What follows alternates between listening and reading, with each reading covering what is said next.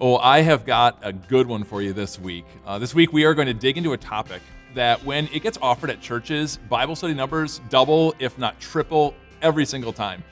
If you go to a church where there's in-home Bible study, small group ministry Bible study, and you invite your neighbor to this study that we're talking about this week, they might actually come. We're talking on the last book of the Bible, the book of Revelation. And since this book has been written, it has captivated and just straight up confused Christians since its inception.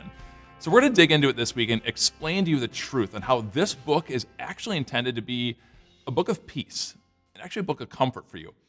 So a little bit of background here. We have John, this is the disciple of Jesus, who actually writes down the book of Revelation. And Jesus gives him this vision, this understanding to give to people of all time. John is on the island of Patmos, small little island, about 13 square miles, just off of modern-day Turkey. And so John writes this to the believers on mainland Turkey to give them encouragement and to give you and me encouragement. Now, why has this book confused people so much? Well, to be honest, it's kind of weird. There's a lot of weird visions and things that just don't make sense to our mind. There's some crazy things inside of this book. Like, for instance, there's things turning into blood. There's bowls of wrath that get poured out. And as each bowl gets poured out, more destruction ends up happening. There's a beast of the sea. There's the beast of the land. There's a dragon. Yes, there's a dragon in the book of Revelation. But again, this is supposed to be peace, comforting. Why? How? Well, John tells us right here in the first verses, the revelation of Jesus Christ, which God gave him to show his servants what must soon take place.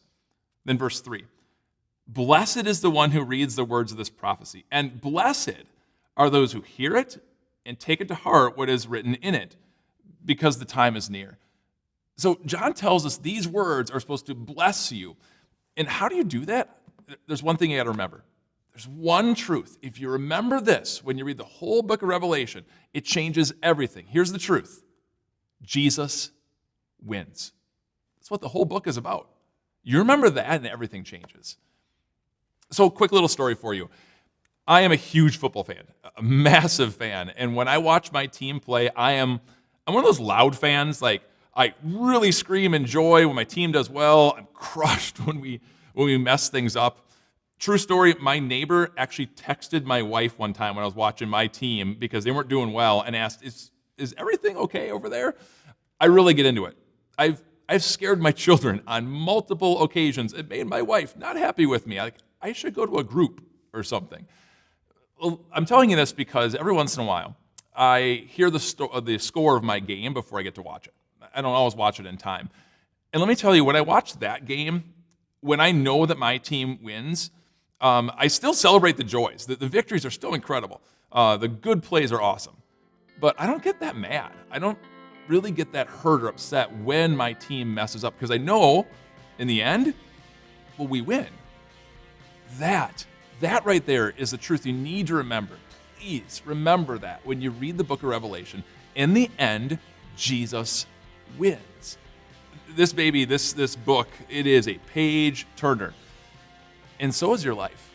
Your life is a page turner. And sometimes you turn the page on the next day and there's hardship, and sometimes you turn to the next page and there's joy.